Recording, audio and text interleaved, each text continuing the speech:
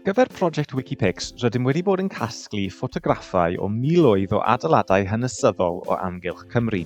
Ond rydym hefyd yn casglu ac yn creu data dwyieithog ar gyfer y delweddau ac ar gyfer pob safle hanesyddol. Mae hyn yn bwysig oherwydd ar hyn o bryd mae llawer o'r data am ein adeiladau hanesyddol ar gael yn Saesneg yn unig.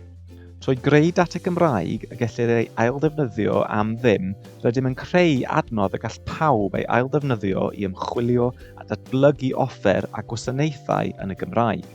Felly ar gyfer yr ymgyrch hwn, rydym yn gofyn i siaradwyr Cymraeg gyfieithu enwau adeiladau restredig hanesyddol yng Nghymru. Gallwch defnyddio'r deinlen a rannir i ychwanegu cyfieithiadau am safleoedd hanesyddol yn eich ardal lleol chi. Dewiswch sir hanesyddol a gweld restr o'r holl lleoedd sydd angen gyfieithiad wedi'i restru yn Trefn y Wyddwr, yn ôl ardal. Yn syml, teipiwch eich gyfieithiadau i'r ddogfen a bydd y ddata yn cael ei ategu bob dydd a'i storio ar Wikidata.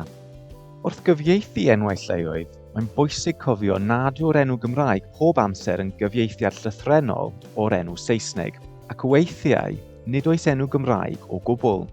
Mae hyn yn aml yn wir am dafarndai a gwestai, ac yn yr achosion hyn, ni ddyler geisio gyfieithu'r enw. Mae'r deinlen yn cynnwys dolenni i rai offer defnyddiol i helpu gyda'r cyfieithu, fel geiriadur yr Academi, i helpu ddod o hyd i'r gyfieithiadau gorau, ac OpenStreetMap Cymru, a all helpu i ddod o hyd i enwau strydoedd Gymraeg. Pob lwc a diolch am eich diddordeb yn y gwaith pwysig hwn.